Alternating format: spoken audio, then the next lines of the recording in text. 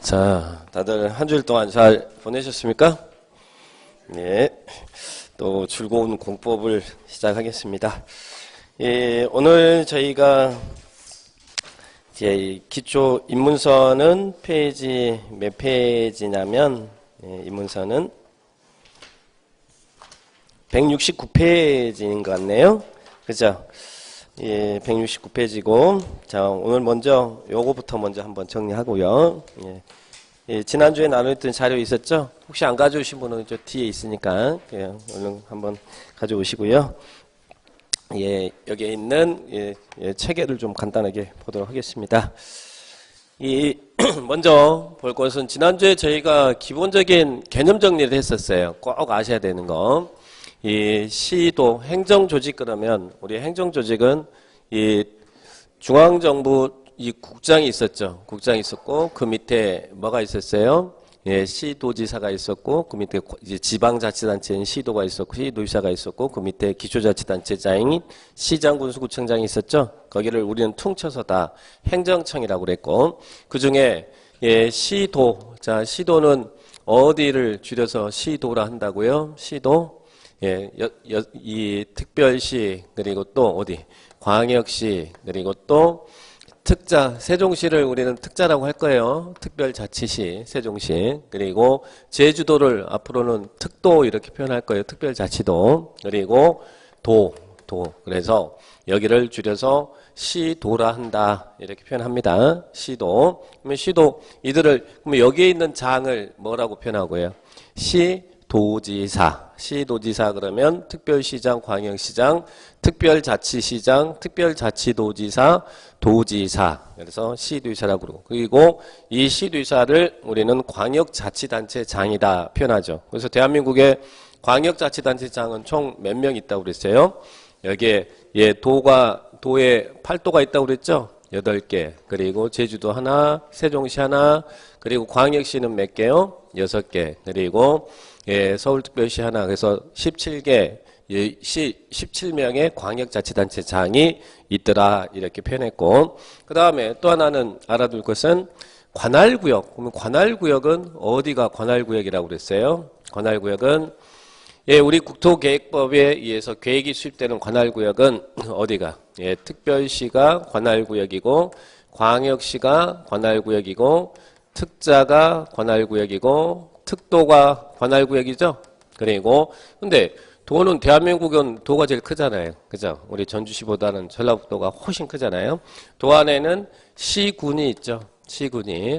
그러면 이들이 여기가 관할구역이다. 그래서 관할구역은 특별시, 광역시, 특자, 특도, 시군 여기를 관할구역이다. 그러면 우리가 배우는 법이 국토계획 및 유난 법률인데 이 관할구역에서 수립하는 행정계획, 자, 이 특별시, 광역시, 특자, 특도, 시 여기서 수립하는 행정계획을 우리는 이 국토계획법에서는 무슨 계획이라고 하냐면 도시계획이라고 그래요. 도시계획. 그래서 서울시가 서울시 관할을 대상으로 수립하는 계획이 서울시 도시계획입니다. 그리고 광역시가 시라는 단어가 붙으면 광역시가 광역시 관할을 대상으로 수립하면 광역시 도시계획이 되는 거예요. 또 세종시는 세종시 도시계획. 제주도는 도지만 여기도 시라고 취급하는 거예요. 그래서 제주도 도시계획 이렇게 표현해요. 그런데 또 우리 전주시도 전주시 도시계획. 전주시가 전주시 관할을 대상으로 수립하는 게 도시계획. 그런데 도 안에는 군이 많죠. 이 군에서 수립하는 계획, 여기를 무슨 계획이라고 그래요?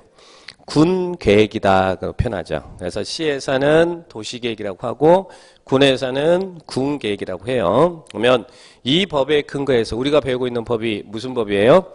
국토계획 및 유난 법률이죠. 그러면 우리 한반도는 이렇게 있는데 이런 관할구역이 이런 시군이 여기를 다 퉁쳐서 시군이라고 하는데 시군이 대한민국에 몇 개가 있냐면 167개가 있어요. 그러면 자, 시에서는 도시계획이라고 그러고 군에서는 군계획이라고 하는데 일일이 이렇게 도시계획, 군계획 부르기 힘드니까 이것을 합쳐서 종합적으로 뭐라고 표현한다고요?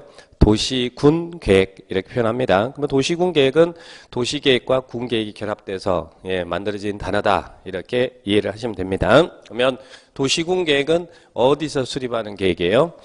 관할구역에서 수립하는 계획이다. 그렇게 개념 정리하시고 자 그러면 우리 체계도를 보시면 우리 국토계획 및 법률 자, 국토 계획 및 자, 이 법이 제일 중요한 법이라고 그랬습니다. 이 법을 절대 여러분 포기하면 안 되는 법이에요. 국토 계획 및 이용에 관한 법률. 정확한 표현은 우리 법령이 우리 시험 과목이라고 그랬죠? 그런데 그냥 편안하게 국토 계획 및 이런 법률, 예, 법 이렇게 표현하겠습니다. 자, 이 국토란, 여기서 국토란 어디를 이야기한다고 그랬어요? 어디를? 예, 전국토, 한반도 전반에 대해서, 자, 전국토에 대해서 이 법은 행정청한테 계획을 수립하도록 하고 있죠. 자, 그러면 행정청이 수립하는 계획을 무슨 계획이라 한다? 예, 행정계획, 그죠? 행정계획. 아까 우리 행정청이라고 했잖아요. 행정청이 수립하는 계획을 무슨 계획이라고 한다고요? 행정계획. 자, 그래서 우리 국토계획법은 전국토에 대해서 행정청한테 계획을 수립하도록 하고 있어요. 계획에 의해서. 그래서 선계획, 그리고 예, 이용이라는 말은 개발을 이야기합니다. 계획 없이는 개발해서는 안 된다. 선계획 후 개발의 원칙을 적용합니다. 그래서 이 법이 예, 만들어진 것은 2003년도에 만들어졌는데 그 전에 전국토에 대한 무분별한 난개발 때문에 난개발을 방지하기 위해서 이 법이 만들어졌다. 그렇게 예, 이 법의 제정의 취지를 먼저 이해하시고 그러면 예, 우리 국토계획법은 이 부동산 공법에서 넘버2인데 넘버1이 되는 법이 무슨 법이에요? 국토기본법입니다. 부동산 공법에 있어서 최상위 법이에요. 근데 이건 우리 시험 범위는 아닙니다. 국토기본법. 이 국토기본법은 한반도 전반에 대해서 수립하는 행정계획이 하나 있어요. 그게 뭐냐면 국토종합계획입니다. 국토종합계획은 지금 현재 대한민국은 제4차 국토종합계획에 걸려 있어요. 2001년도부터 2019년, 2020년도까지 한반도를 이렇게 만들겠습니다라는 전체적인 장기 플랜이 딱 짜져 있다는 이야기예요. 이 국토종합계획은 누가 수립하냐면 국장이 수립하고 대통령한테 승인받는 유일한 계획입니다. 행정계획 중에서 부동산과 관련해서 대통령한테 승인받는 유일한 계획이 이 국토종합계획이고 나머지는 우리 부동산에서 국가란 누구를 이야기한다고 그랬어요. 국가란 국장이죠. 국장이 모든 걸 판단하는데 요 놈만큼은 국장이 직접 수립하고 대통령한테 승인받는 거예요. 그러나 요 부분은 우리 시험 범위는 아니고 그러면 국토 종합계획 밑에 이제 우리 국토계획법은 부동산 공법에서 넘버2가 되는 법인데 거기에 보니까 여기에 관련된 계획이 나온다는 이야기예요. 자, 뭐가 나옵니까? 광역 도시계획이 나오죠. 광역 도시계획이 나오죠. 예, 광역 도시계획이 나오고 그 밑에 뭐가 나옵니까? 도시군 기본계획이 나오죠. 도시군 기본계획이 나오고 그 밑에 또 뭐가 나오죠? 도시군 관리계획이 나오죠. 그러면 국토계획법에 있는 행정계획은 이 세 가지 계획이 있어요. 광역도시계획, 도시군 기본계획, 도시군 관리계획. 자, 이 계획인데 그런데 이 두 개를 묶어서 여기를 뭐라고 표현한다? 도시군 계획이다. 이렇게 나오죠? 도시군 계획이다. 도시군. 그러면 저기 있는 도시군 여기가 시군을 여기를 도시군이라고 표현하는 거예요. 그러나 여기에서 시를 도시계획이라고 하고 군에서는 군계획이라고 합쳐서 도시군계획. 그럼 이건 도시계획과 군계획인데 이 도시군계획은 당의 관할을 대상으로. 그래서 도시군계획 안에는 뭐와 뭐가 있다. 자, 예를 들면 여기 우리 전주시입니다. 전주시 관할을 대상으로 수립하는 게 전주시 도시계획이죠. 전주시 도시계획에는 전주시 도시 기본계획과 전주시 도시 관리계획이 있다라는 이야기예요. 기본계획, 도시계획 안에는 기본계획과 관리계획이 있다. 그래서 또 완주군 계획에는 뭐가 있겠어요? 완주군 기본계획과 완주군 관리계획이 있다. 그래서 저기가 결합된 게 도시 기본계획과 군 기본계획이 결합돼서 도시군 기본계획하고 또 도시관리계획과 군 관리계획이 결합돼서 도시군 관리계획 이렇게 표현하고 있습니다. 자, 그런데 먼저 체계를 잡을 것은 도시군 계획 안에 뭐와 무엇으로 구분한다고요? 도시군 기본계획과 도시군 관리계획으로 구분한다. 이렇게 나와야 됩니다. 도시군 계획 안에 광역도시계획과 도시군 기본계획으로 구분한다 이러면 안 돼요. 자, 그러면 도시군 계획은 당의 관할구역을 대상으로 합니다. 그런데 행정계획이 이렇게 관할구역 167개 관할구역을 잡아놓고 우리 법에서는 이 법에 의해서 당해지역에다가 이런 도시군 계획을 수립하도록 합니다. 그런데 관할구역에서 행정계획을 수립하지만 생활권이라는 것은 관할구역 단위에서만 이루어지는 게 아니라고 그랬죠. 여러분이 전주시에 거주하지만 익산시에서 직장생활을 할 수 있는 것이고 또 익산시에 거주하는 사람도 전주시에 직장생활을 하는 사람도 있을 것이라는 이야기예요. 특히 수도권 같은 경우는 하나의 관할구역이라는 것이 의미가 많이 없어졌죠. 그래서 지금은 인접되어 있는 시군이 서로 기능도 연계하고 기능도 분담하고 환경도 보존하고 특히 광역시설, 이 광역시설을 어떻게 정비하느냐에 따라서 굉장히 중요한 역할을 합니다. 이런 광역시설의 체계적 정비가 필요하게 됐다는 이야기예요. 그래서 2개 이상의 관할을 묶어서 우리 전주시가 있고 여기 완주군이 있으면 2개 이상의 관할을 묶어서 수립하는 행정계획이 필요하게 됐다는 이야기예요. 그러면 2개 이상의 관할을 묶어서 수립하는 행정계획을 무슨 계획이라 한다고요? 광역도시계획이다라고 하는 거예요. 그래서 근데 광역도시계획을 정의할 때는 꼭 기억할 것은 광역도시계획은 2개 이상의 관할이니까 전주시 완주군을 묶고 수립해도 광역도시계획이요. 옆에 있는 익산시를 묶고 수립해도 광역도시계획이죠. 그러니까 광역도시계획은 2개 이상의 관할이니까 2개가 되고 3개, 4개, 10개도 될 수 있잖아요. 그래서 광역도시 수립할 때는 뭐부터 먼저 지정을 해야 돼요? 이 지역이 광역도시계획이 수립될 지역이다라고 광역계획권이 먼저 지정이 돼야 됩니다. 이 광역계획권이 지정이 안 되면 광역도시계획이라는 건 수립할 수 없어요. 범위가 안 나오잖아요. 그러니까 광역도시계획은 광역계획권을 먼저 지정하면 물론 이 광역계획권은 어디를 대상으로 하는 거라고요. 이 이상의 관할구역을 대상으로 광역계획권을 지정합니다. 2개 이상의 관할구역. 그러면 이런 광역계획권이 지정되면 거기에 장기 발전 방향을 제시하는 행정계획이 무슨 계획이에요? 광역도시계획이다. 광역계획권의 장기 발전 방향을 제시한 계획. 이 계획이 광역도시계획이다. 이렇게 표현합니다. 그래서 올해 29회 시험에 나왔었죠. 이 광역계획권 누가 지정하느냐? 이 지정권자가 이번 29회 A형 42번 문제 답이었습니다. 광역계획권을 법률은 누구한테 지정하도록 하고 있느냐? 자, 여기 보니까 우리 여기는 전라북도 도안에는 뭐가 있어요? 도안에는 시군이 존재한다고 그랬죠? 도안에는 저기 시군이 있잖아요. 같은 도안에서 광역도시계획 수립이 필요할 때 광역계획권 지정은 누가 해야겠어요? 이때는 이 광역계획권을 광역도시계획이 수립될 지역이다. 광역계획권은 광역도시계획이 수립될 지역이에요. 근데 광역계획권 지정을 같은 도안에서 광역도시계획 수립이 필요해서 광역계획권을 지정할 때는 누구한테? 도지사한테 광역계획권을 지정하도록 하고 있습니다. 광역계획권이 광역도시 수립이 같은 도에서 광역도시 수립이 필요하다 그럴 때 광역계획권 지정은 누가 한다고요? 도지사가 한다. 이렇게 기억을 합니다. 그런데요. 자, 여기를 예를 들면 우리 시도라는 말 아까 용어 정리했었죠? 서울특별시하고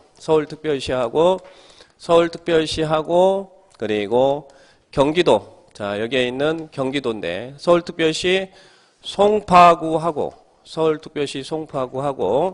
경기도 성남시하고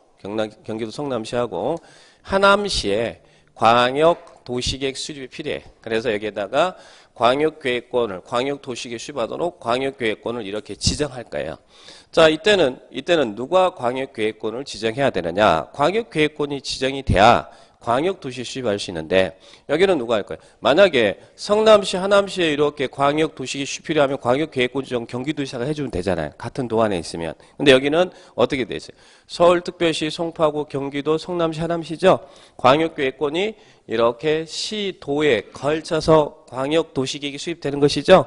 그러면 광역계획권 지정이 시도에 걸칠 때는 이때는 이 광역계획권 지정을 누가 해라? 광역계획권 지정을 누가 합니까? 이게 42번 문제, 올해 42번 문제 답이에요. 이게. 시도에 걸칠 때는 누가 광역계획권 지정한다고요? 여기 때는 시도 위에가 누가 있어요? 국장. 그래서 이때는 국장이 광역계획권을 지정합니다. 그래서 광역계획권 지정권자가 국장과 도지사다 이렇게 나오는 것이죠. 같은 도일 때는 도지사, 그리고 이렇게 시도에 여기 있는 시도에 걸쳐서 광역도시 수립 필요하다 그러면 특별시, 광역시, 특자, 특도, 도에 걸쳐서 광역도시 수립 필요하다 그러면 지정은 국장이 한다 이렇게 나와야 됩니다. 여기를 올해 42문제는 시도지사가 지정한다 이렇게 나왔어요. 그 틀렸죠? 시도에 걸칠 때는 시도지사가 지정하는 게 아니라 국장이 지정을 하도록 하고 있다. 그래서 광역계획권 지정권자는 국장과 도지사 이렇게 꼭 기억하셔야 돼요. 그리고 이게 이번 우리 올해 29회 시험에 나왔던 문제 답이었고, 또 하나는 그전에는 어떤 문제가 이 광역계획권 지정과 관련해서 나왔냐면, 자, 서울특별시 강남구하고 서초구에 광역도시계획 수립이 필요하다고 판단해요. 그래서 여기에다가 광역계획권을 특별시장이 지정할 수 있느냐? 자, 여기에다 광역계획권 지정할 수 있어요, 없어요? 광역계획권. 즉 시험에 이렇게 나온 적이 있다는 얘기. 예전에 특별시장도 광역계획권을 지정할 수 있다 이렇게 나왔어요. 맞아요, 틀려요?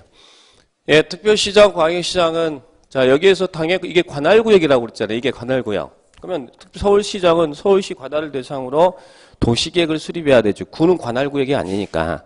그러니까 여기에는 광역계획권 지정이라는 개념이 없는 거예요. 서울시는 뭐 하는 거예요? 서울시가 이 관할을 대상으로 서울시 도시계획을 수립하는 것이지 광역도시계획을 수립할 수는 없어요. 왜? 여기는 관할구역, 즉 광역이란 말은 둘 이상의 관할구역이라고 그랬잖아요. 둘 이상. 여기는 하나의 관할구역이잖아요. 그러니까 여기는 특별시장이나 광역시장은 당의 관할에 대해서 도시계획을 수립하는 것이지 광역도시계획을 수립할 수가 없어요. 즉 광역계획권 지정이 안 된다. 이 사람은 광역계획권 지정권자가 아니에요. 지정권자는 도지사와 누구다?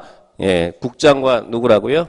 도지사다. 그렇게 기억을 합니다. 그러면 광역계획권이 이렇게 지정되면 여기에 장기 발전 방향을 제시하는 행정계획이 무슨 계획이라고요?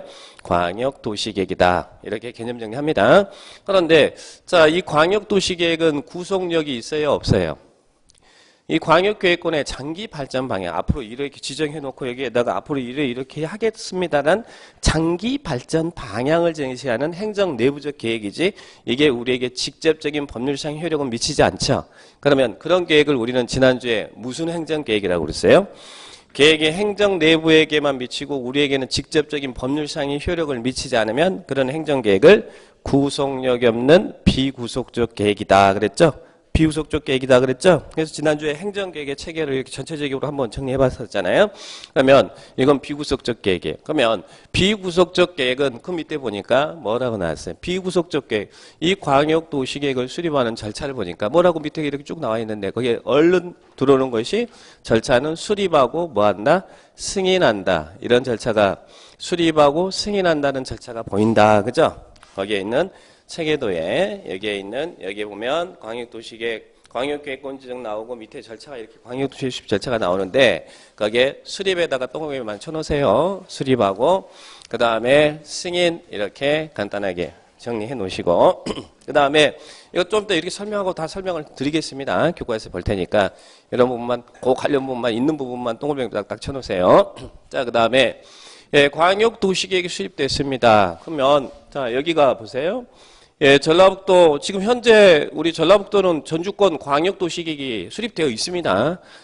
전주시하고 완주군하고 익산시하고 군산시하고 김제시가 묶여가지고 전주권 광역도시계획이 이미 수립되어 있어요. 그래서 이렇게 하겠다라는 하나의 권역을 딱 묶어넣어서 이게 하나의 관할이 되는 것이죠. 큰 관할이 되는 것이죠. 그래서 수립되어 있는데 그러나 이런 광역계획권 지정에서 광역도시 수립되더라도 그 광역계획과는 광역도시계획 상관없이 시구는 당의 관할구역에 대해서 뭘 수립해야겠어요? 우리 전주시가 앞으로 이렇게 발전해 나가겠습니다라고 이 법에 의해서 당의 관할구역의 장기 발전 방향을 제시하는 기본계획을 수립해야 된다는 거예요.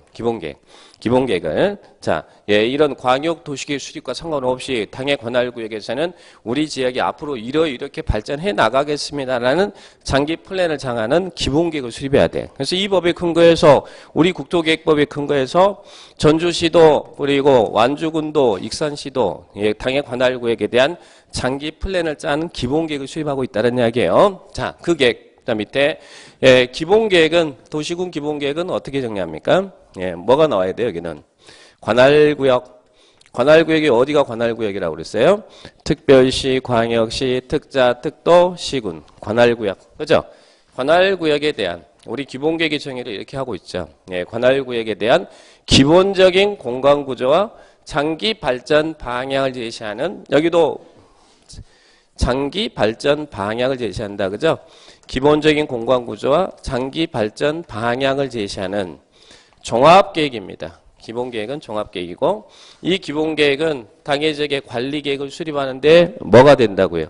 지침을 제시하는 계획이다. 우리 행정계획에서 적합성의 원칙이 있었죠. 하위계획은 상위계획에 적합해야 한다. 부합돼야 된다. 그리고 상위계획은 하위계획을 수립하는데 지침을 제시한다. 항상 그 법의 관계를 먼저 이해를 하셔야 됩니다. 그러면 이 기본계획도 당해 관할구역에, 이 기본계획은 당해 관할구역의 장기발전, 광역도시계획은 광역계획권의 장기발전 방향, 둘 다 장기발전 방향을 제시하는 행정 내부적 지침에 불과한 구속력이 없는 계획이죠. 그러면 방향 정했으면 이 방향을 도시공간에서 구체적으로 실행하고 집행하는 계획이 필요할 거 아니에요. 그 정책 방향을 실행시키는 계획이 필요할 거 아니에요. 그 공간에서 이런 광역도시 내용을, 기본계획 내용을 도시공간에서 구체적으로 실행하고 집행하는 계획이 무슨 계획? 도시군 관리계획이다라고 하는 것이죠. 그러면 이 방향만 설정하는 계획이 중요합니까? 아니면 그 계획을 구체적으로 이런 이 방향을 도시공간에 구체적으로 실행하고 집행하는 계획이 중요합니까? 실행하고 집행하는 계획이 중요하죠. 그러면 도시군 관리계획은 우리에게 직접적인 영향을 미치는 계획입니다. 자, 그래서 도시군 관리계획을 어떻게 용어 정의하냐면 도시군 관리계획이란 특별시, 광역시, 특자, 특도, 시군, 여기를 관할구역이라고 그랬죠? 관할구역을 그냥 방향만 정하는 것이 아니라 어떻게 하겠다? 개발하고 정비하고 보전하겠다. 그래서 개발, 정비, 보전을 위한 토지 이용 등에 관한 다음의 계획을 말한다. 그래서 이 관리계획의 내용이 이렇게 쭉 나오게 됩니다. 그런데 여기서 먼저 광역이란 기본은 구속력이 없으니까, 자, 여기도 광역 기본계획도 수립하고 절차는 뭐 한다 그래요? 승인한다. 그런데 여기서 승인도 있지만 경우에 따라서는 승인 안 받고 자기가 스스로 확정하는 사람도 있어요. 광역은 수립 승인, 기본은 수립 승인, 또는 수립하고 확정, 이런 과정이 나옵니다. 그래서 거기 밑에 살짝 절차가 이렇게 기본계획을 수립하는 절차 나왔는데 뭐 기공지수, 협심, 확승 뭐 이렇게 나와 있어요. 일단 들어오는 단어 수립하고 승인. 그러면 여기는 광역과 기본은 절차가 기본적으로 틀이 똑같구나. 그죠? 그런데 관리계획은 거기 보니까 밑에 절차가 쭉 나왔는데 관리계획은 입안한다는 말이 나오죠. 그죠? 입안한다는 말. 그러면 수립이나 입안은 같은 말, 틀린 말? 자, 우리 똥이나 벼는 같은 말이 틀린 말이에요. 같은 말이죠. 백구두나 흰구두나 같은 말이죠.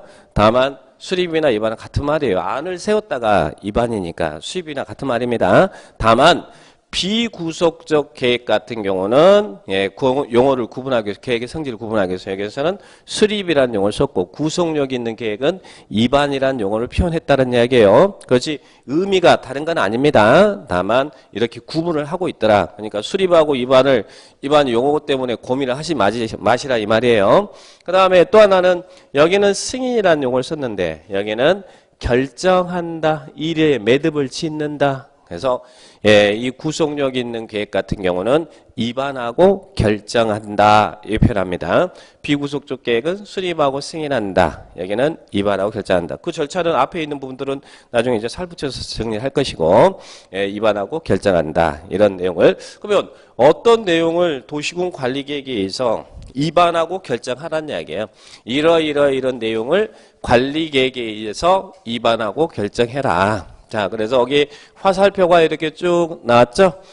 어떤 내용을 입안하고 결정하라는 겁니까? 자, 옆으로 화살표로 가봅니다. 관리계획 내용에, 자, 이게 이제 너무너무 중요하죠. 도시군 관리계획이 너무너무 중요합니다. 이게 너무너무 중요한 거예요. 너무너무. 우리 국토계획 및 윤화 법률이 총 몇 문제가 출제됐다고 그랬어요? 12문제가 시험에 출제됐죠. 그래서 원래 문제 출제되는데 올해 29회 시험의 출제 패턴은 계획 파트에서 10문제, 그리고 유형 파트에서 2문제 이게 출제됐어요.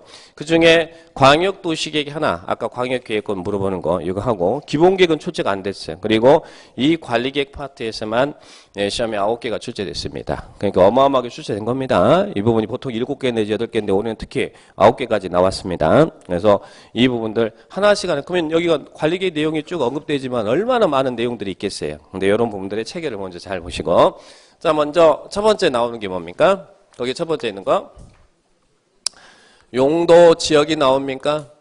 용도 지역이 나오나요? 예, 용도 지역을 지정하고 변경하는 거. 용도 지역을 지정하고 변경하는 거. 자, 먼저 질문을 한번 해볼게요. 질문해 볼게요. 대한민국 한반도에는 땅의 용도가 정해져 있겠습니까? 대한민국 167개 관할구역이 쫙 이렇게 이제 있는데 땅의 용도가 정해져 있을까요? 만약에 땅의 용도가 없다면, 전주시가 전주시 이 관할에 대해서 땅의 용도를 정하지 않고 있다면, 여러분이 전주시에 땅 가지고 있는데 어떻게 하겠어요? 여기는 내 땅이니까 내 마음대로 해야지. 그러면서 어떤 사람은 땅에다가 여기에다가 노브호텔 짓고, 어떤 사람은 룸사롱 짓고, 어떤 사람은 여기에다가 아파트 짓고, 그 어떤 사람은 니들 죽어봐 그러면서 공장 지어가지고 폐수 흘려주고. 그러면 토지가 효율적으로 관리될 수 있어요, 없어요? 토지가 효율적으로 관리되기 힘들죠. 그래서 이 법에 의해서 대한민국 모든 시군 관할구역은 이 법이 정하는 땅의 용도를 정하라고 그래요. 이 법에 근거해서 우리 전주시도, 서울시도, 그리고 인천광역시도, 익산시도, 완주군도 이 법이 정하는 땅의 용도를 정하고 있다는 이야기예요. 왜? 토지를 효율적으로 하기 위해서 이렇게 공적으로 딱 규제를 하고 있는 거예요. 자, 그러면 용도적, 자, 이 용도라는 말은 쓰임을 이야기합니다. 쓰임새. 그러면 어떤 용도를 정하고 있느냐? 땅의 관할구역에 대해서 어떤 용도를 정하고 있느냐? 이게 가장 공법에서는 중요한 내용입니다. 자, 그러면 크게는 용도는 어떻게 구분하냐면 도시적, 그리고 관리적. 용도적은 도시적, 관리적, 농림적, 그리고 자연, 환경, 보전지역. 자, 용도지역은 크게 어떻게 구분한다고요?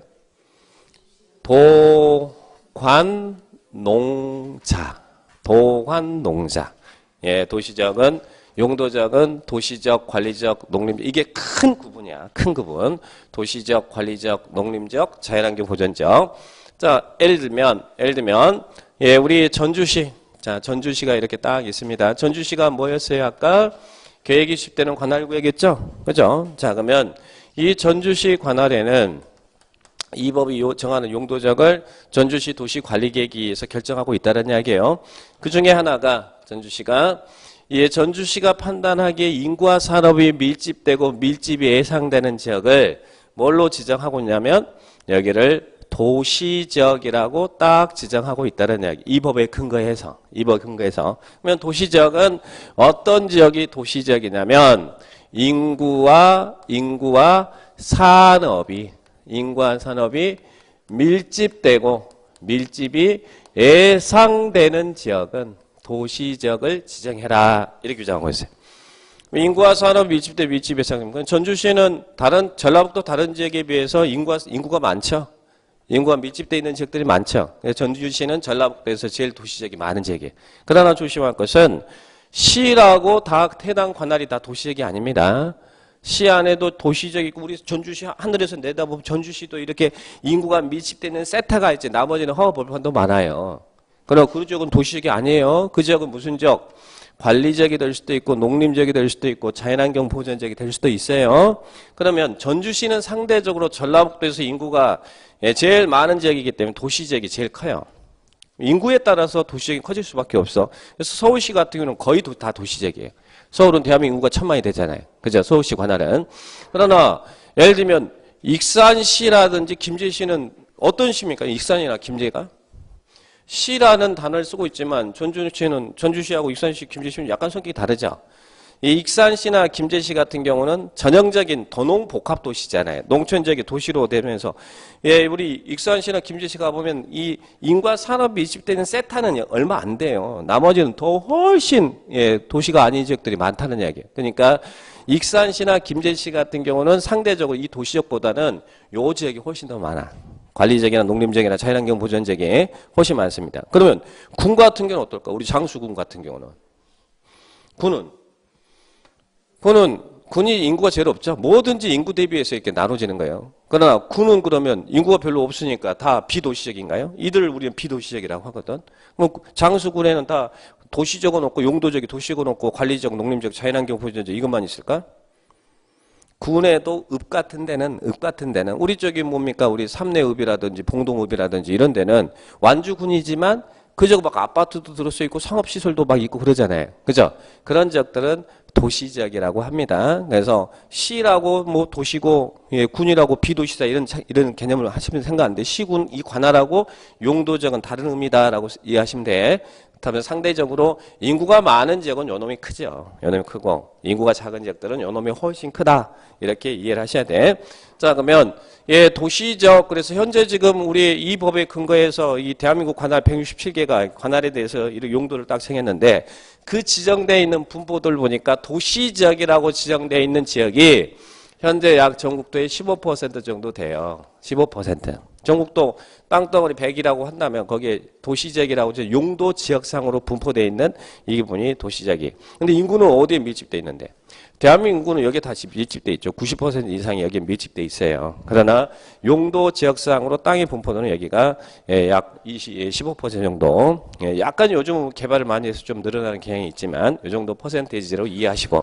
그 다음에 관리지역은요. 관리지역은 자 요렇게 개념 정리할게요. 예, 크게 이걸 도시화 시켜보면 예, 용도지역은 도시적 그리고 관리적 그리고 농림적 자연환경 보전적 이렇게 도시화로 해서 보는 거예요. 용도지역은 도관농자 나눠집니다. 근데 여기 그림을 제가 이렇게 그려놨죠. 관리지역은 완충 역할을 하는 지역이에요. 이 도시지역에 준하여 그리고 농림적 자연환경 보전지역에 준하여 관리가 필요한 지역. 그러면 도시적인 개발이 1차적인 목적이란다면 여기는 보존의 목적이겠죠. 관리적은 보전하지만 개발까지도 이루어질 수 있는 땅. 이 땅이 관리지역이다라고 하는 거예요. 그러면 이런 관리지역은 지금 현재 전국토 약 25% 정도 관리지역입니다. 그리고 대한민국 땅 중에 제일 많은 땅이 무슨 땅이에요? 제일 많은 땅이 농지 임야죠. 그죠? 자, 이 농지와 임야가 있어서 보전해야 될 땅이라는 이야기예요. 그 지역을 농림지역이라고 용도가 지정되어 있는 겁니다. 농림지역. 그래서 여러분이 내 땅이 어떤 용도지역에 속해 있는지는 이 관리계획은 우리에게 직접적인 영향을 미치는 계획이거든요. 그래서 이 부분은 뭘 보면 알 수 있냐면 관리계획 내용은 토지이용계획 확인서를 띄워보면 알아요.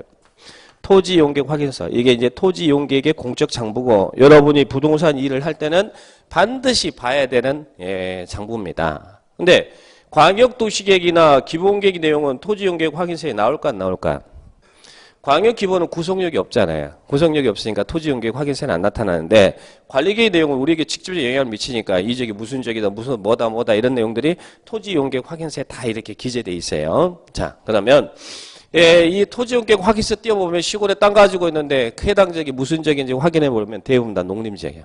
우리 한반도에 제일 많은 땅이 농림지역이 농지와 임야가 있으니까 용도지역상 약 전국도 반은 농림지역이라고 생각하시면 돼요. 용도지역이 농림지역이다 이렇게 생각하시면 되겠고 그러면 제가 농지와 임야가 있는 지역인데 보존해야 된다는 이야기죠.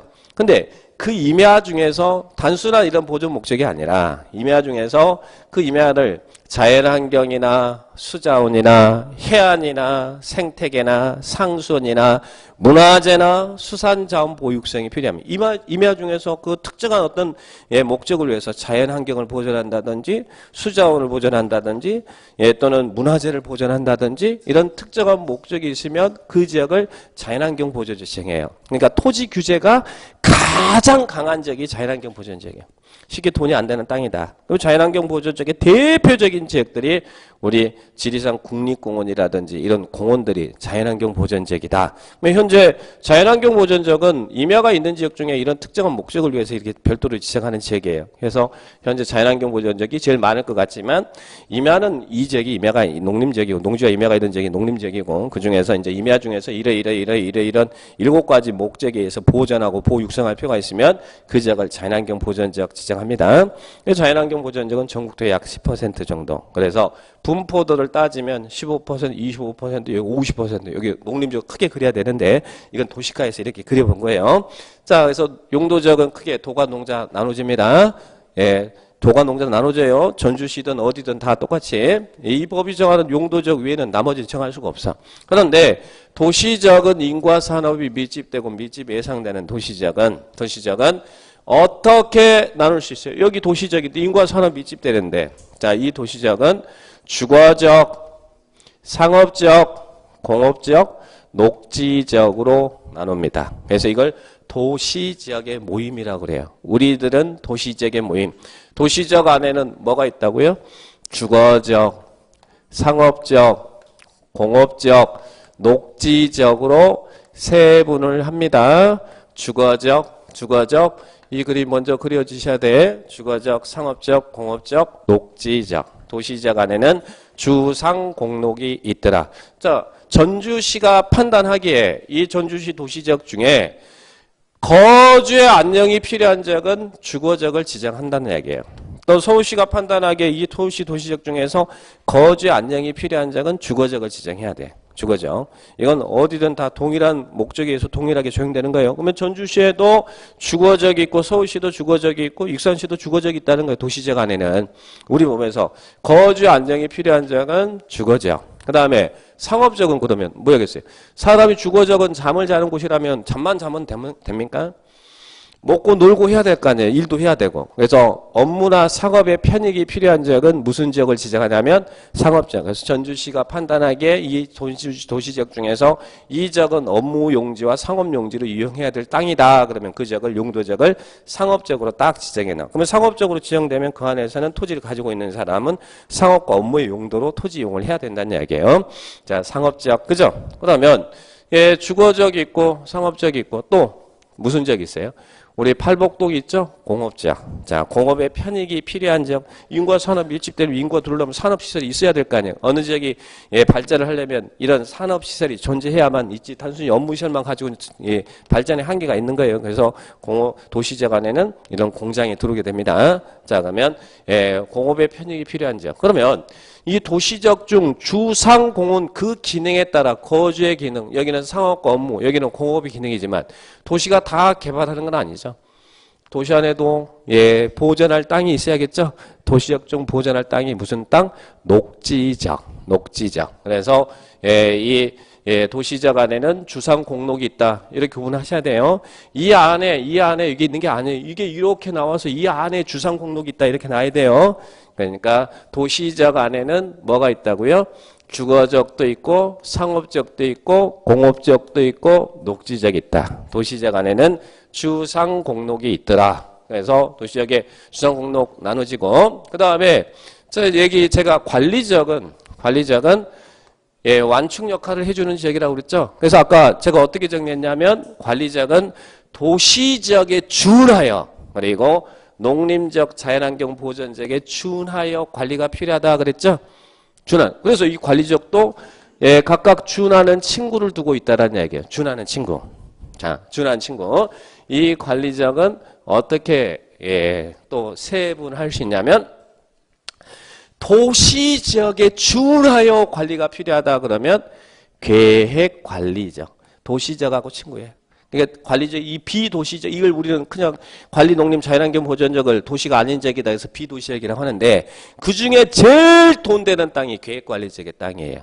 왜? 향후 도시지역으로 편입이 될 수 있는 땅을 예, 관리지역 중에서는 계획관리지역으로 지정하도록 하고 있거든. 도시지역에 준하여 관리가 필요한 땅이라는 이야기예요.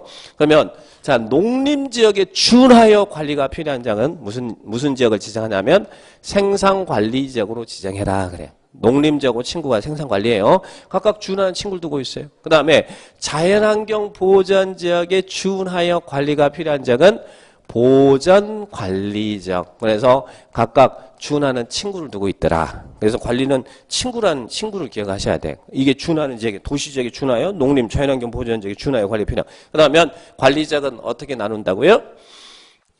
도시적인 친구인 계획관리지역, 또 농림지역의 친구인 생산관리지역, 그리고 자연환경 보전 친구인 보전관리지역으로 나눠진다. 자, 이게 우리 국토계획법에 있는 법률에 있는 용도 지역입니다. 그래서 크게는 용도 구분은 도관농자 4용도로 구분하고, 도시적은 주상공동 4개로 나누고, 관리지역은 계획관리, 생산관리, 보전관리 3개 나눠. 그래서 우리 전국토는 대한민국 많은 160개 시군이 있는데 전국토는 크게 4용도 9개 지역으로 구분하고 있어요.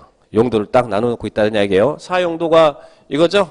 이 4용도 도관농자, 그리고 도시적 4개, 관리적 3개, 농림자연환경보전지역은 세분할 필요가 없고, 그래서 4용도 몇 개? 9개 지역. 9개 지역이란 주상공로, 계획관리, 생산관리, 보전관리, 4용도 9개 지역이란 이야기예요. 그런데 도시지역 중에서 자, 이 인구와 산업이 밀집되는 지역이 여기죠. 여기는 우리는 이런 지역들은 뭐 필요가 없어요. 거기 뭐 개발할 땅이 아닌데, 다만 이제 눈여겨볼 것은 이런 관리지역 중에 계획관리지역이나 이제 좀 개발할 수 있는 땅이니까 좀 쳐다보지만 나머지들은 다 이쪽에서 봐야 할 거 아니에요. 그러면 이 안에 인구와 산업 밀집되어 있는데, 여기는 거주의 안정이 필요한 지역에 산업이 이 안에 다 들어가 있는데, 인구와 산업이. 근데 여기서도 거주인데 그러면 어떤 거주 기능을 할 것이냐, 이 주거지역을. 그래서 우리 법 시행령, 대통령령에서는 이것들을 또 세분할 수 있다. 도시군 관리계획으로 이렇게 세분이 또 가능하도록, 그 기능에 따라서 만약에 거주의 안정이 필요한데 여기에 only 주거 전용으로만 이용해야 될 땅이다, 그러면 그 지역을 전용 주거지역으로 지정합니다. 근데 이 전용 주거지역도 1종 전용 주거지역, 2종 전용 주거지역으로 나누도록 하고 있어요. 자, 전용 주거지역은 1종 전용 주거지역, 2종 전용 주거지역으로 나누집니다. 전용 주거지역 1종, 2종 나눠져요. 자, 그러면 전용 주거지역은 말 그대로 보면, 자, 주거지역인데 주거에 전용되는 지역이에요. 그러면 만약 1종 전용 주거지역은 단독주택 중심의 양호한 주거환경을 조성할 필요가 있으면 전주시가 그 지역을 1종 전용 주거지역 지정해요. 그리고 여기는 2종은 공동주택 중심의 양호한 주거환경을 보호할 필요가 있으면 그 지역을 2종 전용 주거지역으로 지정하도록 하고 있어요. 자, 그러면 전용 주거지역은 1종, 2종 두 개로 나눠집니다. 그 다음에 또 일반 주거지역이에요. 일반 주거지역. 여기는 주거 기능도 하지만 좀 편리하게 살자. 편리하게. 양호할 것이냐, 편리하게 할 것이냐. 그래서 일반 주거지역은 편리한 주거환경을 조성하는데, 일반 주거지역은 1종, 2종, 3종이 나눠지죠. 대부분 여러분이 아파트 살고 있으면, 자, 대부분 지역은 우리는 주거지역은 일반 주거지역이 많아. 근데 그 일반 주거지역이 1종 일반 주거지역도 있고, 2종 일반 주거지역도, 3종 일반 주거지역도 있어요. 그러면 이렇게 1종, 2종, 3종. 그 다음에 전용 2개, 일반 3개, 그죠? 그 다음에 준주거지역. 주거지역인데 여기가 지금 주거지역. 여기는 이제 이렇게 단독주택 중심에, 여기는 공동주택 중심에 이렇게 있는데, 준주거지역은 뭐냐면 주거지역이에요. 그 해당 지역이 용도지역이 주거지역인데, 주거지역이지만 주거 기능도 하고 주거 기능을 보완하는 업무시설과 상업시설이 같이 들어설 수 있는 지역이야. 주거지역이지만 업무시설과 상업시 들어설 수 있는. 그래서 우리 주변에 보면 이 지거지 아파트 단지고 센터인데, 그 아파트 단지 안에 상가가 아니라 나름대로 이 지역이 양옆에가 이렇게 도는데, 큰 도로 옆에 보면 나름대로 주거지역이 있는 나름대로 큰 대로변에 보면 업무시설, 상업시설이 막 들어서 있어요. 자, 거기서 뭐 학원도 들어서고, 뭐 근린생활시설도 들어서고, 은행도 들어서고 막 이런 거 하죠. 그런 지역들이 무슨 지역이냐면 준주거지역이다. 주거 기능을 보완하는 업무와 상업시설이 들어설 수 있는 지역. 그러나 이 주거지역인데 주거 기능을 보완하는 업무시설, 상업시설이 들어서는 지역이지, 주거 기능을 저해하는 시설, 이런 업무나 상업이 들어서면 안 되겠죠. 뭐 주거 기능을 저해하는 눈사롱이나 뭐 이런 것들이 들어서면 여기는 안 되지. 그래서 그런 시설들은 이제 여기서 들어서야, 상업 쪽에서 들어서야 되고. 그래서 주거지역은 몇 개로 나눠진다고요? 주거지역은 전용 2개, 일반 3개, 준주거지역 6개로 나눠진다는 거예요. 주거지역은 몇 개로 나눠져요? 6개. 천일준, 천일준, 천일준 이런 게 이제 구분이 돼 있어야 모든 것이 이 용도적에서 모든 게 다 출발이 되는 거예요.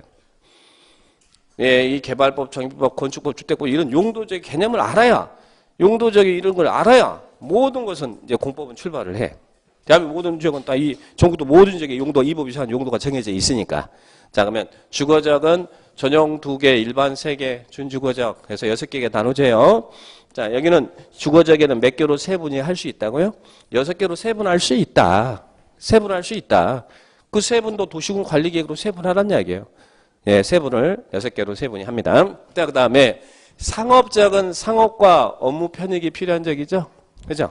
상업시설. 근데 여기는 이제 주거지만 여기는 업무시설, 비즈니스하는 업무, 오피스텔이라 이런 업무하고, 그리고 여기는 상업시설이 들어서는 지역이에요. 여기는 업무와 상업시설이 들어서는 지역. 그런데 여기도 업무와 상업인데 무슨 기능을 하느냐에 따라서 상업적은 또 중심상업적, 일반상업적, 유통상업적, 근린상업적, 상업적도 4개로 세분이 한다는 거예요. 상업적은 어떻게 세분한다고요? 중일유군, 충일유군, 충일유군, 천일준, 충일유군. 자, 중일유군, 중심상업적, 일반상업적, 유통상업적, 근린상업적, 충일유군. 그럼 상업적은 몇 개로 나눠져요? 4개 상업적은 4개로 세분할 수 있어요. 이 적은 예, 중일유군 이렇게 세분할 수 있다는 4개로 이렇게 딱 세분할 수 있어요. 자, 그다음에 공업적은 공업의 편익이 필요한 적입니다. 근데 공업도 여기도 공업도 중화공업이 있던 이런 공익성 공업이 들어서는 지역이 있고 또 일반 공업 시설이 들어서는 지역이 있고 경공업하고 또 주거도 업무도 상업도 할 수 있는 지역도 있어요. 그래서 공업적도 전용 공업적 그리고 일반 공업적, 중공업적 이렇게 또 나누죠. 이게 주거적이 전일준 나눠지는 것처럼 다만 주거적은 전용이 2개, 일반이 3개 이렇게 나눠지지만 공업적은 세분하지는 않고 그냥 전용 공업적, 일반 공업적, 중공업적, 전일준, 천일준, 충일유군, 천일준, 전일준, 충일유군, 천일준 그냥 전용 공업적, 일반 공업적, 중공업적. 그래서 공업적도 몇 개로 나눠진다? 3개로 나눠진다. 3개로. 그 다음에 녹지적도, 여기도 녹지적도요. 보존하지만 여기도 어떻게 나누냐면요.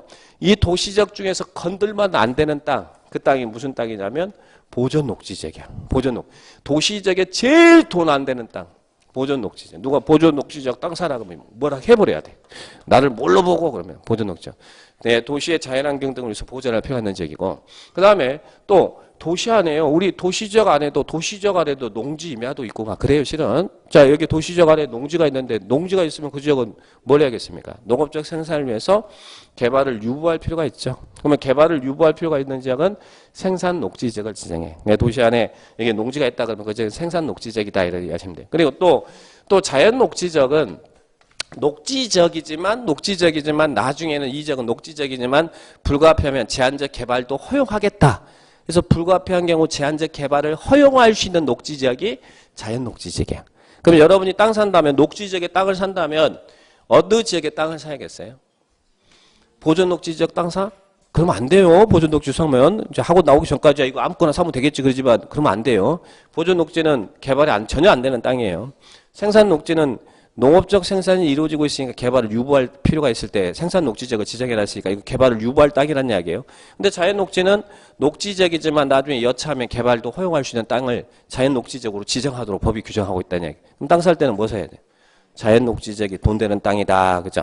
그러니까 도시적에서는 녹지적에 있는 주상공이야 원래 땅값이 비싸니까 뭐 우리가 살 필요는 없지만 보존을 할 지역이 개발 가능성이 있는 땅이 돈 되는 땅일 거 아니에요. 녹지지역에서는 자연 녹지지역이 돈 되는 땅이고 비도시지역에서는 계획관리지역이 돈 되는 땅이에요. 그래서 돈 되는 땅은 자연 녹지와 계획관리지역이 돈 되는 땅이다. 이 2개만 딱 이야기하면 여러분은 거의 전문가예요. 어디 가서 돈 되는 땅이 무슨 땅이냐 그러면 계획관리지역이고 자연 녹지지역이다. 이것만 하면 우와 이 사람 다르구나. 그것이. 예? 제대로 공부를 하고 부동산에 대해서 굉장히 전문적인 지식이 있구나. 그렇게 이야기합니다. 그리고 또 그런 거 누가 가르쳐줬냐 그러면 꼭 제 이름을 이야기해 주시고 자 그래서 예, 자연녹지와 계획관리 이렇게 자 녹지적 어떻게 나눈다고요? 보생자 천일준 충일유군 천일준 보생자 천일준 충일유군 천일준 보생자 그러면 여기는 3개 그러면 총 몇 개입니까? 여섯 개, 네 개, 세 개, 세 개, 그죠? 세 개. 도시적은 총 몇 개? 16개가 있다라는 얘기예요. 요건 이제 대통령령에 의해서 세분할 수 있는 거. 아까 사용도 9개 지역은 국토계획 법률에서 국회의원들이 정하고 있는 용도 지역. 여기서는 필요하면 이렇게 니들이 이 관리계획으로 이렇게 주거적으로 이렇게 세분할 수 있다는 이야기예요. 그러면 현재 대한민국의 용도 지역은 총 몇 개가 있습니까? 여기 있는 16개, 그죠? 그리고 여기 있는 3개, 19개. 이거 농림자연환경보호구역은 세분이 안 됩니다. 세분이 안 돼. 그러니까 총 21개 용도지역이 있더라. 21개 용도지역이 있더라. 21개 용도지역이. 이 먼저 이렇게 그림 그리죠. 그러면 요거하고 요게 막 이거 그러니까 여러분 요놈하고 요놈이 이렇게 막 동급으로 가면 안 돼요. 이게 이렇게 해서 구분을 딱 해 주셔야 돼. 예, 도시적 안에 주상 공록이 있고 주상 공록 안에 이렇게 나눠진다 해야지. 요것들이 막 여기 붙어 가지고 막 어디에서 막 춤추고 그러면 안 돼요. 그래서 요렇게 구분을 딱 해 놓으시고. 그러면 이 법에 근거해서 대한민국 모든 시군은 도시군 관리계획에 의해서 이 법이 정하는 용도를 딱 정하고 있어. 서울시도 우리 전주시도 어디도 부산시도 어디든 다 이렇게 정하고 있다. 그럼 용도적을 지정한 이유가 뭐예요? 뭐 때문에? 기열지입 협신결 뭐 때문에 이걸 지정하고 이런 이반 결정 절차를 거쳐 이반하고 이걸 지정할 때도 하고 또 변경하기도 할 때는 이런 절차를 거쳐가지고 이반하고 변경할까? 뭐 때문에 용도적을 이렇게 도시관리계획에 의해서 이 계획에 의해서 지정 변경할까? 그 이유가 뭘까요? 네? 효과.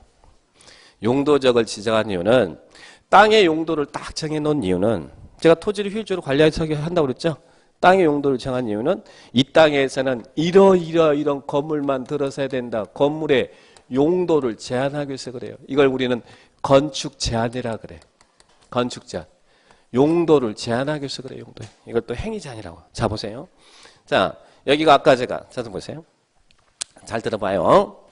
여기가 일종 전용 주거적은 여기 이제 들어만 봐요. 예, 일종 전용 주거적은 뒤에서 이제 좀 이따 쭉 나중에 기본서 나오고 요 연결돼서 다 설명이 되니까 어떤 지역이 일종 전용 주거적이에요? 단독주택 중심의 양호한 주거환경을 보호할 지역이에요. 그러면 예를 들면 여러분이 어떤 지역이 예를 들면 보냐면 우리 저기 서부 신시가지에 농소마을이 있죠. 농소마을. 뭐 마을 그러니까 또 저기 시골에 있는 촌 동네만 마을이다 그러면 안 되고, 예, 저쪽이 전주대 앞에 이렇게 쭉 내다 보면 거기가 전주 신정문인가요? 신정문 이렇게 쭉 맞아 왼쪽 신정문에서 가다 보면 이쪽에가 이렇게 좀 단독주택들이 이렇게 쭉 뒤에 있어요. 그게 이제 농소마을인데 그 지역이 일종 전용주거지역입니다. 일종 전용주거. 그러면 일종 전용주거지역에서는 단독주택 중심의 양호한 주거환경을 보호하기 위해서 지정한 지역이에요. 그럼 일종 전용주거지역에서는 어떤 건물의 용도만 들어설 수 있냐면 우리 이제 건축물의 용도는 건축법에 쭉 열거하고 있거든. 건축법에 규정하고 있는 용도 중에서 여기는 단독주택이 가능해요.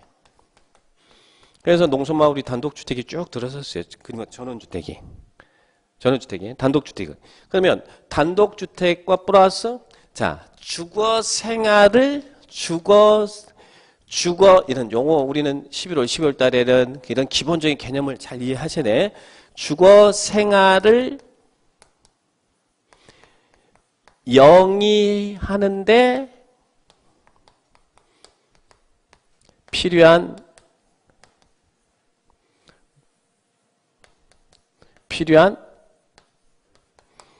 상업시설을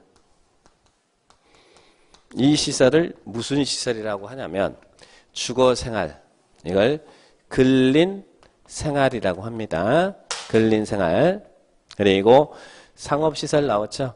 그래서 이거를 근린생활시설이라고 그래요. 주거생활을 영위하는 데 필요한 상업시설을 뭘 한다고요? 주거생활을 영위하는 데 필요한 상업시설 그걸 뭘 한다? 근린생활시설. 그러면 여러분 룸사롱은 주거생활을 영위하는 데 필요한 상업시설이에요? 예? 룸사롱이 뭐예요? 꼭 주거생활을 영위하는 데 필요합니까? 아 필요해요? 예? 룸사롱은 그거는 근린생활시설이 아니에요. 그것은 그냥 유흥주점인 유락시설이지 그건 주거생활을 영위하는 데 필요한 시설이 아니죠. 그러나 주거생활을 영위하는 데 필요한 상업시설이 뭘까? 미장원도 있어야 되고 세탁소도 있어야 되고 음식점도 있어야 되고 그죠? 커피숍도 있어야 되고 그죠? 병원도 있어야 되고 의료시설도 이런 것들 다 이렇게 표현하는 그게 다 근린생활시설이라고요. 근데 이 근생시설에는 또 주거생활을 영위하는데 필요한 근생시설에는 또 1종 근생시설이 있고 2종 근생시설이 있어요. 그럼 1종이 좋아요? 2종이 좋아요? 면허증은 1종 면허증이 좋아요? 2종 면허증이 좋아요? 1종이죠? 예, 1종은 주거생활에 있어야만 필요한 시설이야. 2종은 주거생활에 있으면 좋지만 주거지역에 설치하지 않아도 되는 시설이 2종 근생이고. 그러니까 1종, 그러면 이 단독, 노송마을 1종 전용주거지역에서는 우리 법이 이렇게 정하고 있어요. 단독주택 중심의 양호한 주관경이니까 단독주택하고 주거생활을 영위하는데 꼭 필요한 1종 근생만 들어와라. 여기는 2종 근생시설 같은 거는 건축법에는 2종 근생을 아예 설치를 못하도록 돼 있어. 그러니까 그 농소마을에 가보면 식당 같은 거 아예 없어요. 그게 이제 2종 근생시설들이거든. 식당이라든지 이런 시설들이 없어. 거기 보면 농소마을 같은 경우 뭐 있습니까? 주택하고 뭐 있어요? 거기 어린이집 몇 개 있어. 근데 어린이집은 거기를 이제 거기 조례로 이제 규정하고 있거든. 노유자 시설인데 그 조례가 인정한다면 전주시 조례가 인정했으니까 들어온 거예요. 그러나 법상으로는 노유자 시설도 여기는 안 돼요. 이렇게 엄격히 건물의 용도를 제한하고 있다는 이야기야. 그럼 나중에 이제 그런 부분을 배울 거예요. 올해 그런 게 시험에 나왔어. 좀 이따 설명할게요. 그러면 농소마을에는 일종 전용주거지역에는 이런 건물을 지을 수 있다. 용도를 딱 제한하고 있어. 할 수 있는 걸 쭉 열거하고 있다는 얘기야. 예? 전주시 일종 전용주거지역이든 서울시 일종 전용주거지역이든 부산광시 일종 전용, 광주광시 일종 전용주거지역이든 일종 전용주거지역에서는 예, 여기에 열거되어 있는 우리 국토계획법 대통령령이 열거하고 있는 이런 용도만 설치할 수 있다. 이렇게 딱 정해요. 그럼 용도적 지적이 안 되면 용도 제한을 못 하잖아요. 그죠? 용도를 딱 정해놔요. 나중에 이제 이걸 나중에 또 겁나 배우겠구나. 굉장히 긴장되고 설레고 기대되고 그러는구나. 별로 그런 느낌이 안 드는 것 같은데. 예? 그렇게 느낌이 안 드나요? 자, 그러면 자, 여기서 단독주택을 지을 수 있다. 그죠? 단독주택은 지을 수 있어. 대한민국에. 그러면 주택을 짓는데 여기 농소마을에서 얼마의 규모로 지을 것이냐. 얼마의 규모로 지을 것이냐. 자, 여기가 여러분이 농소마을에 일종 전용주거지역에 이 안에 땅 샀어요. 전원주택 하나 지으려고 샀어. 근데 대지 면적이 1000제곱미터. 땅의 면적이 얼마라고요? 1000제곱미터 땅 사가지고 전원주택 지을 수 있다고 그랬으니까. 그런데 짓는데 그러면 얼마의 규모로 지을 것이냐. 이게 이제 그 유명한 건폐율과 용적률이 여기서 딱 나오게 됩니다. 자, 건폐율 용적률이 딱 나와요. 건폐율이란 수평적 규모 제한. 흐름을 잘 보는 거예요. 지금 보면 돼. 그리고 용적률은 수직적 규모 제한. 이 건폐율 용적률이 어디에서 이렇게 유추가 되고 여기 나오는지를 이해하셔야 돼. 자, 건폐율이란 원래 이제 한문적인 해석은 건폐율이란 법률상의 개념은 대지 면적에 대한 그냥 들어주세요. 건축 면적의 비율을 이야기합니다. 비율. 율이니까 곱하기 100 그래야겠죠. 이게 이제 건폐율의 개념이고 용적률은 대지 면적에 대한 건축 연면적의 비율을 말합니다. 연면적이라 이제 바닥 면적 합계를 이야기하고요. 곱하기 100. 자, 우리 지금 이걸 외우려고 한 건 아니고 쉽게 그런데 이게 좀 안 나오니까 건폐율이란 한문적인 해석, 이건 법률상의 정의고 한문적인 해석은 건물 건자 덮을 패자. 건물이 대지를 덮을 수 있는 비율이라는 얘기. 그럼 여러분이 단독주택을 짓는데 이 농소마을의 단독주택의 건폐율이 예를 들면 50이다 이렇게 나왔어. 건물이 대지를 덮을 수 있는 비율은 50%라는 이야기예요. 이 대지 면적이 50%. 그러면 위에서 내려봤을 때 건물이 대지를 덮을 수 있는 이 비율. 이건 이제 건축 면적이라고. 위에서 내려봐서 건물이 대지를 깔고 있는 면적. 이 비율이 50%를 넘어가면 안 된다는 이야기예요. 건폐율이 50% 넘어가면 안 돼. 50%. 그러면 건축할 수 있는 최대 면적은 얼마라는 거예요? 전원주택을 짓는데 이 땅 중에서 100,000제곱미터 중에 건축할 수 있는 최대 면적은 이 대지 면적의 50%를 넘어가면 안 돼요. 그러니까 건축 면적은 최대 면적이 대지 면적 50%가 맥시멈이니까 대지 면적이 500제곱미터가 건축 면적, 나머지는 공지를 남겨두라는 게 마당 남겨둬야 된다는 이야기예요. 마당을 남겨둬야 된다는 이야기예요. 자, 그러면 이 수평적으로 얼만큼 덮을 수 있냐? 쉽게 말해서 건물, 그 땅에서 건물이 대지를 덮을 수 있는 건물 터라고 생각하시면 돼. 터가 50을 넘어가면 안 된다 이 말이에요. 총 맥시멈 수평적으로 얼마큼 덮을 수 있느냐? 그러면 자, 이제는 딱 터 잡았어요. 여기는 건물 지으면 안 돼요. 그러면 자, 건폐율이 70이다 그러면 어떻게 되겠어요? 대지 면적의 70%는 지으시고 나머지는 공지를 남겨두라 이 말이죠. 건폐율이 90이다 이 말은 무슨 말이겠어요? 그 대지 면적의 90%만 건축하고 나머지 10%는 공지를 남겨두라 이 말이죠. 그죠? 그죠? 근데 이제 가끔씩 물어봐. 건폐율이 얼마입니까? 어떤 분은 건폐율 200%래. 200%면 도대체 어디를 덮으라? 나무 집을 덮어버리는 이야기인가요? 건폐율은 절대 100이 넘어갈 수가 없어요. 수평적으로 얼만큼 덮을 수 있느냐. 참고로 이제 건폐율이 제일 높은 지역은 상업적이에요. 상업적 90%거든. 최대 맥시멈이.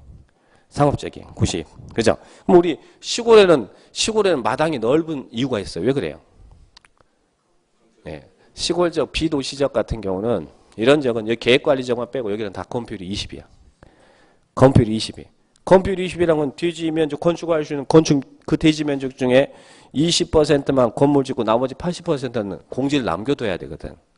그래서 다 그런 이유가 있는 것이지 뭐 시골 사람이 돈이 없어갖고 그런 거 아니에요. 자, 뭐 시골 사람도 요즘 다 벤츠 타고 뭐 BMW 타고 다니고 다 그래요. 자, 예. 자, 그래서 예, 이런 건폐율 적용이 여기서 나오는 거야. 그러면 용적률이라는 것은 개념님, 터 잡았으니까 올려야 될 거 아니에요. 그러면 용적률이라는 것은 이제 여기 있는 이게 건물의 각층 바닥 면적 합계를 연면적이라고 하거든요. 여기 1층, 2층, 3층 이게 바닥이죠. 바닥 면적 합계가 연면적이라고 하는데 그건 나중에 정리하고 쉽게 용적률이라는 것은 그럼 터 잡았으니까 넣다 용자 쌓을 적자. 그 땅에서 터 잡았으니까 얼만큼 쌓아 올릴 수 있느냐. 수직적으로 얼만큼 올라갈 수 있느냐. 이게 이제 용적률이. 그럼 용적률이 높으면 높을수록 많이 올라갈 거 아니에요. 그죠? 그죠? 용적률이 높으면 높을수록 많이 올라가. 그중 용적률이 제일 높은 지역이 어디 계세요? 땅 중에. 그죠? 상업적이에요. 상업적 중에서도 중심 상업적이 건폐율이 90%고 용적률이 1500%예요. 용적률 1500이라는 것은 그 대지 면적이 15배로 올릴 수 있다는 거예요. 그 땅의 면적. 그럼 대지 면적이 1000이면 용적률이 1500이면 연면적은 15000이라는 얘기예요. 15000. 그러니까 높긴 용적률. 그래서 우리 용적률이 어떤 우리 재개발 재건축할 때 드러내고 다시 새로 지을 때 제일 먼저 이야기하는 게 뭐예요? 용적률 기존의 용적률 200%인데 다시 지을 때 200% 적용한다 그러면 뭐하러 재건축합니까? 그죠? 제일 먼저 하는 게 용적률 올렸다. 용적률 몇 % 올려줄 것이냐 이거 하잖아요. 용적률이 올라가면 올라갈수록 높게 많이 올라갈 수 있으니까. 그러면 조합원들이 부담 비율이 훨씬 줄어들잖아요. 그럼 그만큼 얼마큼 많은 이익이 발생할 거 아니에요. 용적률은 이런 규모하고 높이하고 상당히 관련이 있어요. 근데 이것들이 어디서 나오래요? 여기서 딱 나와. 자, 그러면 근데 문제는 그래서 용도적을 아까 나중에 이제 용어정리 어떻게 하냐면 용도지역이란 이렇게 용어를 표현해요. 용도지역이란 토지 이용 및 건축물의 용도 있죠. 건폐율, 용적률, 높이 등을 제한함으로써 토지를 경제적 효율적으로 이용하고 공공복리 증진을 도모하기 위해서 중복되지 않게 도시군 관리계획으로 결정하는 지역을 말한다 그래요. 그러니까 용도지역을 지정함으로 해서 이런 용도라든지 건폐율, 용적률, 높이 등을 제한함으로써 뭐 하겠다는 이야기예요. 토지를 경제적으로 효율적으로 이용하고 공공복리 증진을 도모하기 위해서 중복되지 않게 도시군 관리계획 결정한다는 이야기예요. 이렇게 결정하라는 이야기입니다. 이런 목적 때문에 용도지역이 지정되는 거예요. 자, 그런데 자 보세요. 용도지역이 이렇게 지정돼서 토지를 효율적으로 관리합니다. 자, 그러면 얼른 얘기해 볼게요. 자, 이 지역이 무슨 지역이라고 했어 아까? 상업적이라고 그랬죠? 상업적이죠? 그러면 상업적은 업무시고 상업성이 들어서는 지역이고 아까 건폐율 용적률이 다른 지역에 비해서 상대적으로 크고 용적률이 높고 그래요. 그러다 보면 건물이 굉장히 밀집되고 높게 올라가겠죠. 업무용 빌딩, 상업용 빌딩이 막 이렇게 굉장히 밀집돼 높게 올라갈 거 아니에요. 그죠? 다른 지역에 비해서. 자, 그러면 이 지역은 만약에 화재 발생하면 어떻게 될까요? 화재 발생하면 다른 지역에 비해서 크게 인명피해가 발생하겠죠. 그죠? 아니, 그런 생각이 안 듭니까? 예? 이게 다들 이렇게 반응이 없으시네? 생각이 들죠? 예, 그래요. 그래서 용도 지역은 땅의 용도를 정하고 있는데 일반적인 이런 퉁퉁퉁 일반적인 용도를 중심으로 규제가 이루어지다 보니까 이런 경관이라든지 미관이라든지 안전이라든지 이런 특정한 목적을 위한 규제를 하기 힘들어요. 그래서 용도 지역만으로 달성하지 못하는 이런 특정한 목적을 실현하기 위해서 용도 지역 위에 추가로 지정하는 게 지구라고 하는 거예요. 지구. 예를 들면 이 지역은 상업적인데 다른 지역에 비해서 건물이 밀집되고 높게 올라가 있으니까 화재가 잘 발생하니까 같으니까 이 지역은 화재 예방을 해야겠다. 그래서 여기에다가 상업적 위에다가 방화지구를 딱 지정합니다. 자, 그러면 보세요. 방화지구가 지정되면요. 화재 예방을 위한 지정이거든요. 용도지구를 지정해서 방화지구가 지정되면 이 안에서 건물을 짓는 사람은 상업용, 업용, 빌딩 여기 있는 용도의 건물을 짓는데 이 안에서 건물을 지을 때는 건물의 구조라든지 이런 것들은 화재 견딜 수 있는 철근이나 철골이나 콘크리트 구조로 건물을 지어야 돼요. 여기 같은 경우는. 그러나 이쪽은 방화지구가 지정되지 않으면 여러분이 저기 농소마을에서 전원주택을 짓는데 목구조로 짓든 철근을 짓든 콘크리트 짓든 여기는 상관하지 않겠다는 이야기예요. 그러나 여기에서는 목구조로 건물을 지으면 안 된다 이렇게 나가는 거예요. 그래서 용도적만으로 달성하지 못하는 특정한 목적을 실현하기 위해서 지역 위에 추가로 지정하는 거예요. 그러면 이런 용도 지역에 있는 용도나 건폐율, 용적률 높이 등의 제한을 이러이런 목적으로 여기는 용도 지역의 제한이 강화돼요, 완화돼요? 강화되죠? 이런 용도 지역의 이런 제한을 이런 목적을 위해서 이런 목적을 위해서 용도 지역의 제한을 강화하는 거예요. 강하죠? 그런데 자, 이 지역이 녹지 지역이에요. 녹지 지역은 개발할 땅 아니죠? 근데 주민이 옹기종기 모여서 여기만큼은 주거지 취락 정비를 해줘야겠어. 그러면 여기에다가 뭘 지정하냐면 취락지구를 딱 지정해요. 그러면 취락을 정비하려면 원래 용도적은 이 녹지지역 같은 경우는 용도도 건물의 용도도 굉장히 규제를 하고 있거든요. 규제를 하고 있고 건폐율 용적률도 높겠어 낮겠어? 이 녹지지역 건폐율이 20%밖에 안 돼요. 그리고 용적률은 최도 100밖에 안 돼. 보존 녹지는 80이고 여기 나머지는 100밖에 안 돼요. 근데 취락 정비 힘들잖아. 그럼 여기다 취락지구를 지정하면 이 용도도 완화되고 그리고 또 건폐율 용적률도 더 올라갔다는 얘기예요. 건물 용도. 그러면 취락지구는 이런 용도 지역의 이런 이 용도나 건폐율 용적률의 제한을 취락 정비라는 목적을 위해서 완화합니까? 강화합니까?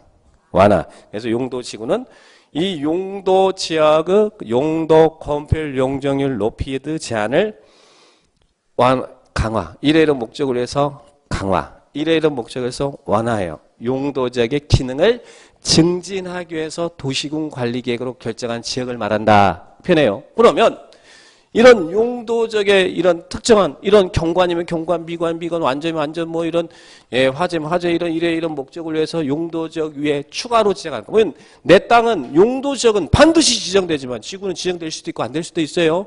여기가 방화지구 지정되면 여기는 방화지구 지정이 안 될 수도 있다는 이야기예요. 그죠? 그래서 용도지구는 필요한 부분에다가 일부를 대상으로 지정한다 그래요. 그러면 관리계획으로 결정되어지는 용도지구 종류가 거기에 쭉 나와 있습니까? 밑에 용도지구가 나옵니까? 이제 요거 하나 갑니다. 여기 용도지구 가는 거예요. 자, 이 부분은 좀만 쉬었다 하겠습니다.